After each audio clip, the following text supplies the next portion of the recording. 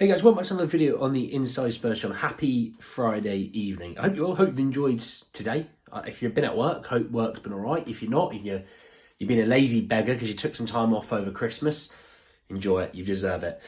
Yeah, obviously released a video earlier talking about some transfers. Do have an update on one of them being Hugo Lloris. Obviously, in that side of that video, you'll see that we talked about, the game last night.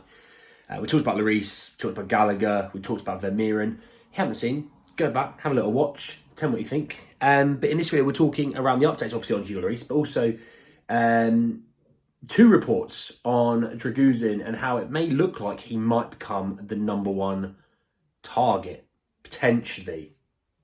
Just hold tight on it.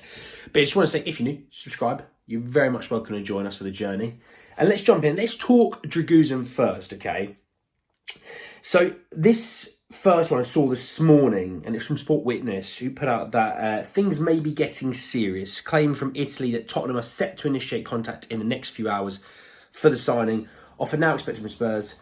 Agent has already spoken about their interest, right?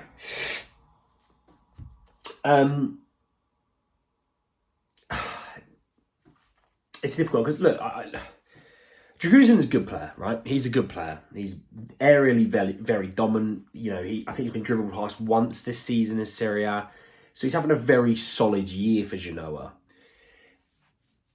And I said, look, Todibo is my number one option. Dragusin would be my second option. And it feels like if we weren't to get Todibo and we'd go Dragusin, it just feels like a bit of a step down.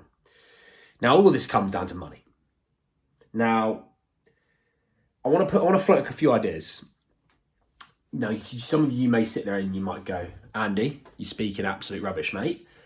And 99% of the time, I probably agree with you. But I'm just floating some ideas.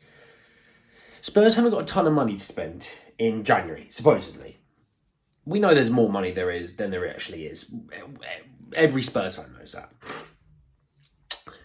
Todibo would have cost, 35, maybe 40 million? Do they go for someone cheaper? Right? Follow me, just follow me. They go for someone cheaper there, in that position. Dragusin's still good, but they go cheaper there because they feel like they can get a loan with that sort of guaranteed to buy in the summer, where there's a lot more money and you're not worried about financial fair play, right? Because then what you want to do, when you cash in on Pierre Højbjerg, you can use some of the money that you've saved over from that, with the money you get from Højbjerg, to go and get the midfielder that you want. Maybe it's a Gallagher, for example. Okay,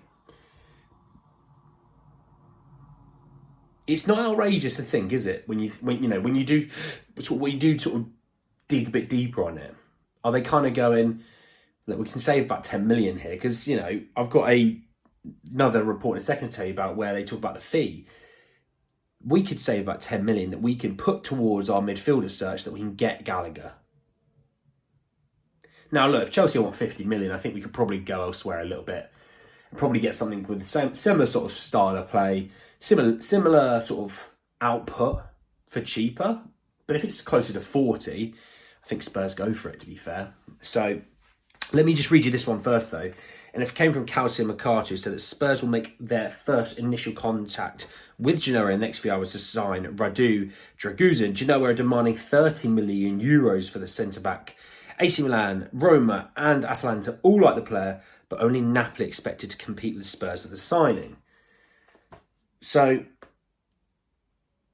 again, Dragusin is a good player, and I think maybe my words probably weren't so well thought out and well explained when I talked about these two previously. But when I was talking about these Dragusin and Todibo, the reason why I was like, feels like a bit of a step down is because Todibo was straight away out of the blocks. This is the guy that we really want. He is a French international. He's got a career ahead of him of being a potential world-class centre-back. Oh, we're going to go get Dragusin. He's the cheaper one. It just feels like such a Tottenham thing to do. Now, look, we do very well out of the Serie A. We do very, very well out of the Serie A.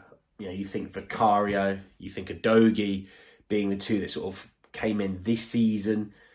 Romero obviously came from the Serie A, Bentancur, Kulusevski. We do well out of the Serie A. There's no denying that. But it just kind of feels like he was never the guy.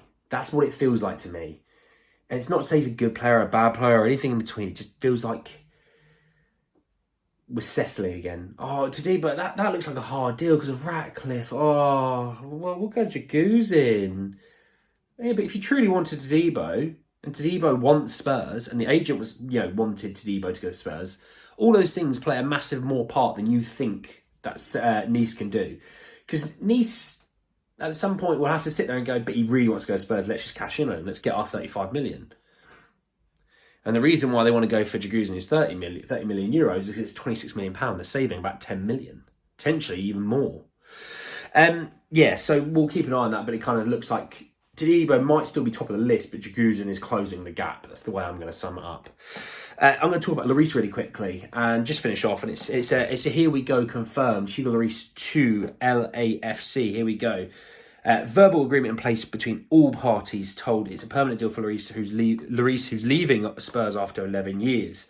I understand Lloris will sign a 1-year deal at LAFC plus options to extend for next year's. I'm just happy for him. That's all I'm going to sum it up with. I'm just happy for him. He's been a wonderful, wonderful servant for Tottenham Hotspur. 11 years is fantastic. He, like I said to you in videos gone by, he could have left us for something a lot better. He could have left us high and dry, but he stayed and he was a true professional and a true captain. So all the best to Hugo. He deserves nothing but the best. And I hope LAFC look after him because he's a good soul. He's a kind soul. And it's something that I think people go, oh, it's such a shame this player didn't win anything at Spurs. Such a shame this player didn't win anything at Spurs.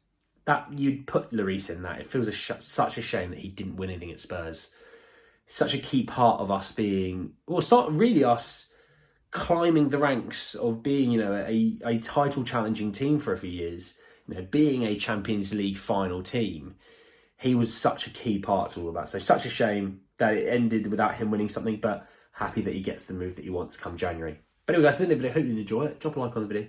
If you did, hit me in the comment section below your thoughts and feelings about, the Lloris going off to LAFC and that deal finally coming to its head. But obviously the Radu Dragusin information. I want to know your thoughts and feelings about both.